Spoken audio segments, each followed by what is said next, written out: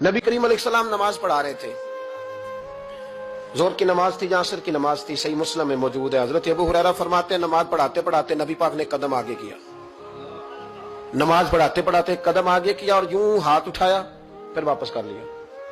अब नमाज पढ़ के ना तो सलाम फेरा तो सहाबा अर्ज करने लगे या रसूल अल्लाह सल्लल्लाहु अलैहि वसल्लम, वो नमाज में पैर भी आगे किया तो हाथ भी उठाया, तो वजह क्या थी? पहला सवाल तो यह है कि आप लोग नमाज पढ़ रहे थे या हुजूर को देख रहे थे?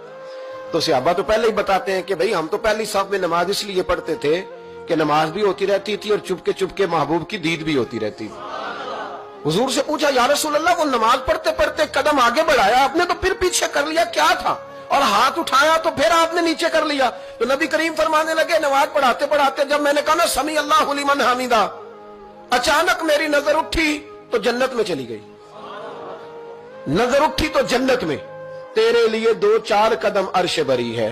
तो महबूब फरमाते हैं जब मेरी ऊपर नजर गई ना तो मैंने देखा कि अंगूरों का एक खोशा लटक रहा है जन्नत में, तो मैंने हाथ बढ़ाया कि तोड़ लूं। हुजूर खड़े हैं मस्जिद नबवी में और फरमाते हैं कि मैं यहां खड़े होकर हाथ ऊंचा करूं तो मेरा जन्नत तक पहुंच जाता है। फरमाया मेरा इरादा हुआ कि वो खोशा जन्नत का तोड़ लूं और जरा मैंने पैर आगे बढ़ाया ही था तो मेरे दिल में ख्याल आया कि जन्नत राज है तो राज ही रहनी चाहिए, ये राज खोल गया तो मजा नहीं आएगा।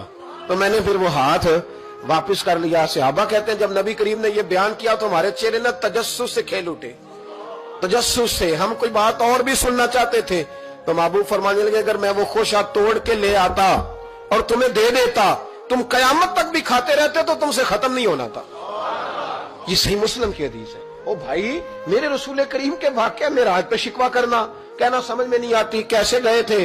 तो तू जो चाहे तो हर शब हो मिसाले शबे असरा, इसलिए कि तेरे लिए 2-4 कदम